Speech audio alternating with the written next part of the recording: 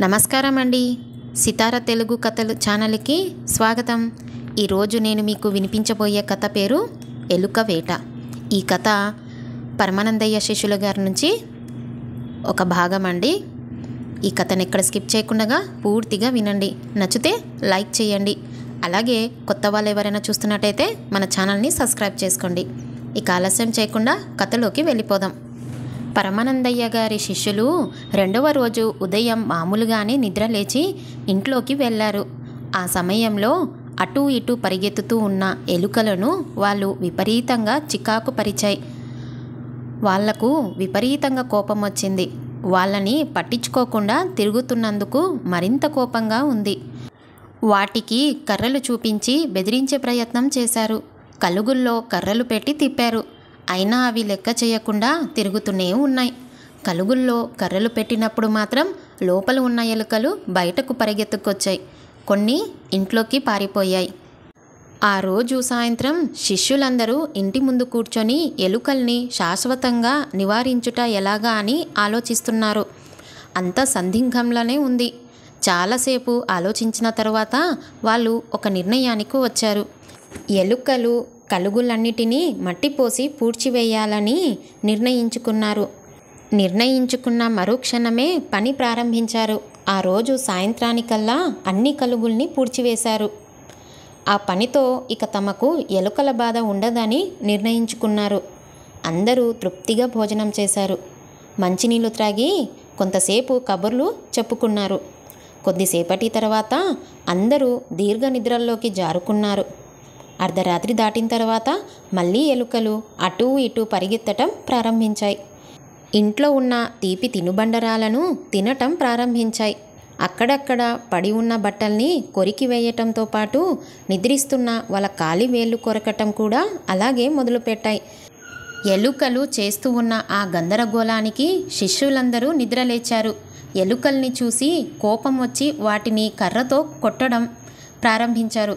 అదే సమయంలో వాళ్ళు పూడ్చివేసిన కలుగల వైపు చూశారు. ఆ మట్టిని తవ్వి ఎలుకలు బయటకు రావటం వల్ల రంధ్రాలు అంతకు ముందులాగే ఏర్పడ్డాయి. దాంతో శిష్యులకు మరింత కోపం రెట్టింపయ్యింది. శిష్యులలో ఆందోళన బయలుదేరింది.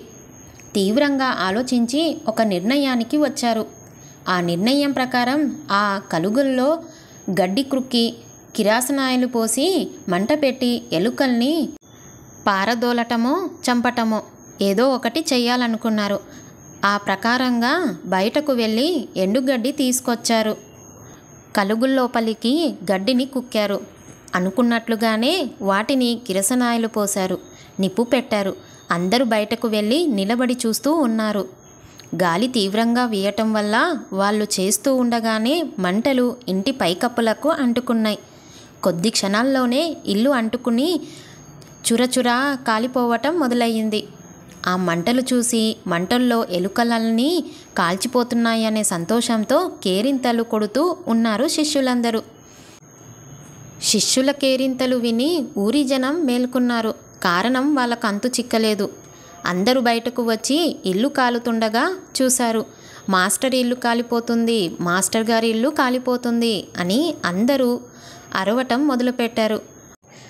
మంటల ఆర్పుదం రండి అని కూడా వాళ్ళు పొరుగు వాళ్ళను ఉద్దేశించి అరిచారు. అందరూ అక్కడకు చేరి మంటలు ఆర్పే ప్రయత్నం చేశారు. ఆ ప్రయత్నానికి శిష్యులు అడ్డుకున్నారు.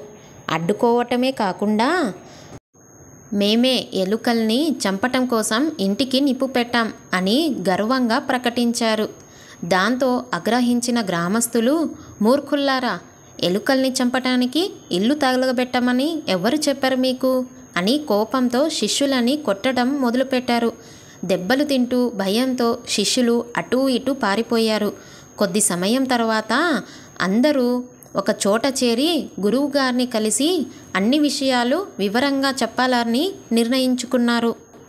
అలా నిర్ణయించుకున్న మరుక్షణమే గురువుగారి దగ్గరకు వెళ్ళి ఆయన కాళ్ళపడి ఏడవటం మొదలుపెట్టారు. శిష్యులు ఎందుకు ఏడుస్తున్నారో గురువుగారికి అర్థం కాలేదు. కారణం ఆయన ఊహించలేకపోయారు. కారణం అడిగారు. జరిగిన విషయమంతా గురువుగారికి చెప్పి, గురువుగారు, గ్రామస్తులు మమ్మల్ని ఎందుకు కొట్టారు? అర్థం కావటం లేదు అని అమాయకంగా అడిగారు. తమని అభినందించకపోవటానికి కారణమేమిటో కూడా శిష్యులకు అర్థం కాలేదు. అంటే ఇల్లంతా ధ్వంసం చేశారన్నమాట.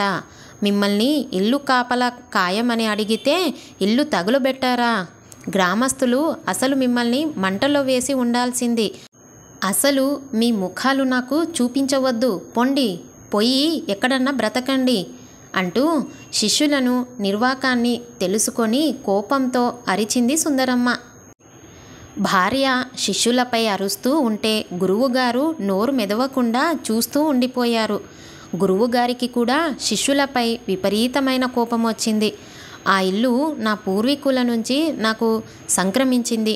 అటువంటి ఇంటిని ఈ మూర్ఖులు తగలబెట్టారు. వాళ్ళను కనుక ఇప్పుడు ఇంటి నుంచి బయటకు పంపనట్లయితే వాళ్ళు ఇంకా అనేక రకాల దారుణాలు చేస్తారు అనుకొని పరమానందయ్య గారు నిశ్శబ్దంగా ఉన్నారు. శిష్యులు నిస్సహాయంగా గురువుగారి వైపు చూస్తూ ఉన్నారు.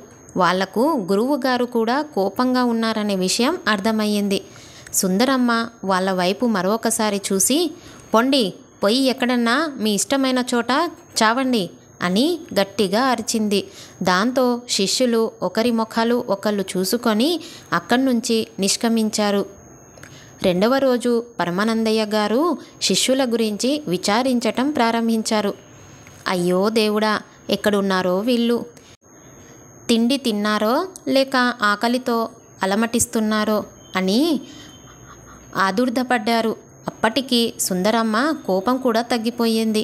శిష్యుల్ని ఆమె సొంత బిడ్డలులా చూసుకుంది కాబట్టి వాళ్ళు గుర్తుకు రాగానే భర్త దగ్గరకు వెళ్ళి, మన పిల్లలు గత 2 రోజులుగా ఏమీ తినలేదండి, వెళ్ళి వారు ఎక్కడున్నారో తీసుకురండి అని భర్తకు అడిగింది. బహుశా వాళ్ళు మనల్ని వదిలి ఎక్కడో దూరంగా పోయి ఉంటారు. మళ్ళీ వచ్చినా వాళ్ళని మేం సరిగ్గా చూడమనే భయంతో ఉండి ఉంటారండి అని అన్నారు పరమానందయ్య గారికి. సుందరమ్మ కూడా భర్తతో పాటు బయలుదేరింది. ఇద్దరు తిరిగి శిష్యులను కనుగొని చివరకు ఇంటికి తీసుకొచ్చారు. ఇంతటితో ఎలుక వేట అనే కథ ముగింపు. ఇప్పటి వరకు మన కథ విన్నవాళ్ళు ఈ కథ నచ్చితే లైక్ చేయండి. అలాగే మీ అభిప్రాయాన్ని కూడా నాకు కామెంట్స్ రూపంలో తెలియజేయండి. కొత్త వాళ్ళు ఎవరైనా చూస్తున్నట్టయితే మన ఛానల్ని సబ్స్క్రైబ్ చేసుకోండి. చదివే సమయంలో ఏదైనా చిన్న తప్పులుగా అనిపిస్తే దయచేసి మన్నించాలని కోరుకుంటూ మళ్ళీ రేపు మీ ముందుకు ఓ మంచి కథతో మళ్ళీ వస్తాను. అంతవరకు నమస్తే అండి.